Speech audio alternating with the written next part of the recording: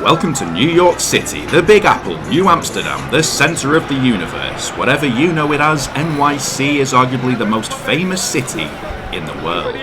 It consists of 5 boroughs: Brooklyn, Queens, Manhattan, the Bronx, and Staten Island, and historians have traced its origins back to 1624 when it was a trading post founded by Dutch colonists. Today, it's the most densely populated city in America, with a population of 8.6 million people living in the city centre alone. Approximately 200 feature films are shot annually in the city, which results in 130,000 cast and crew members being employed. The film industry contributes more than $9 billion to the New York City economy as of 2015, and it is a hub of both independent cinema and some of the world's biggest blockbusters.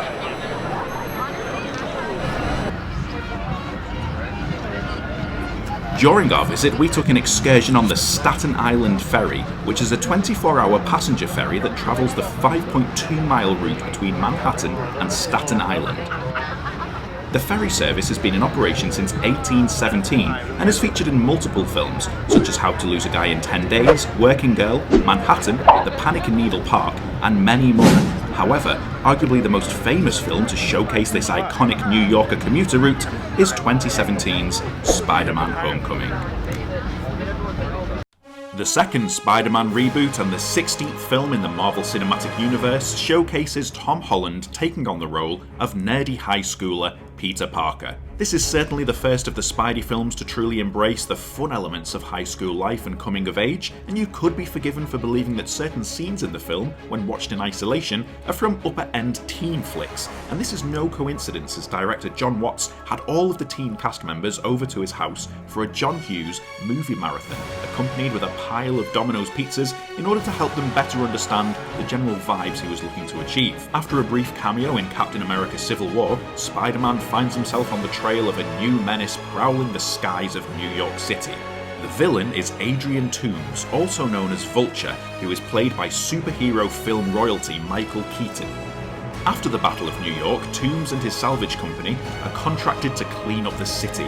However, this is then overturned by the government and Tony Stark, resulting in him and his employees missing out on a much-needed cash injection. They decide to salvage what alien technology they can in order to later sell it on the black market. One such deal is scheduled to take place on the Staten Island Ferry.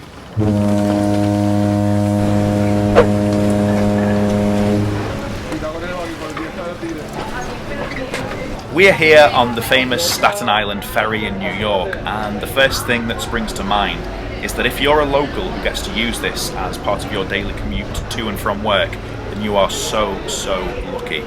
Some of the views you get whilst on board are spectacular. If you look up north to the Hudson River, you can see part of the docks in Hoboken, New Jersey, which feature in the 1954 film On the Waterfront with Marlon Brando.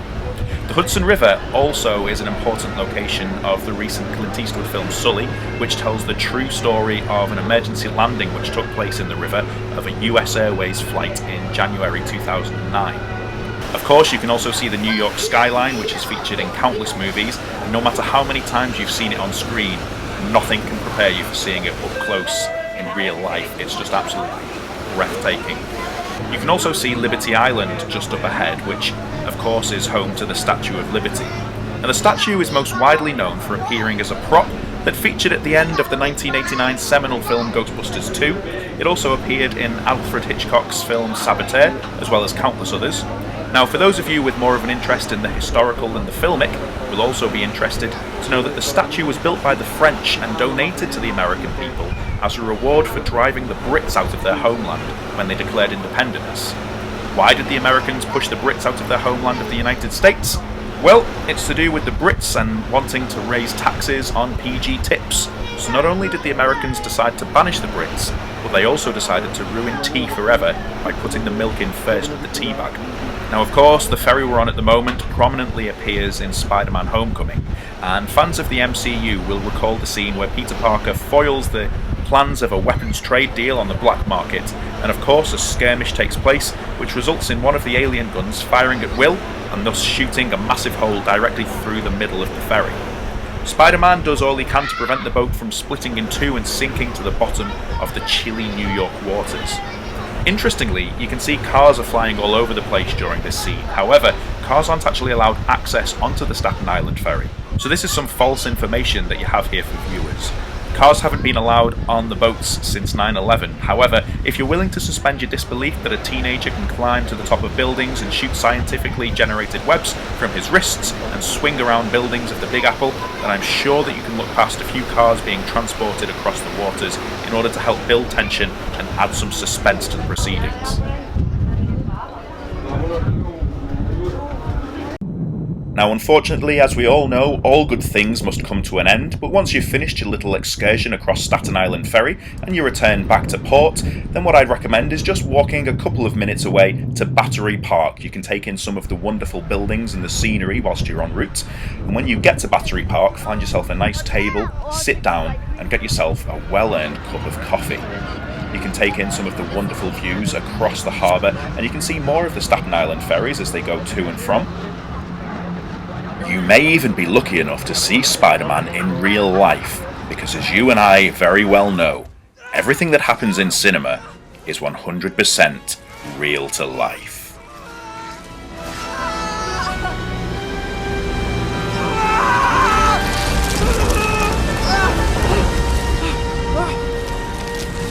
If you enjoyed this video, then please give it a thumbs up and subscribe to our channel for more film content. And if you would like to join us for a film location walking tour of Liverpool, you can do so by booking online at realtours.co.uk.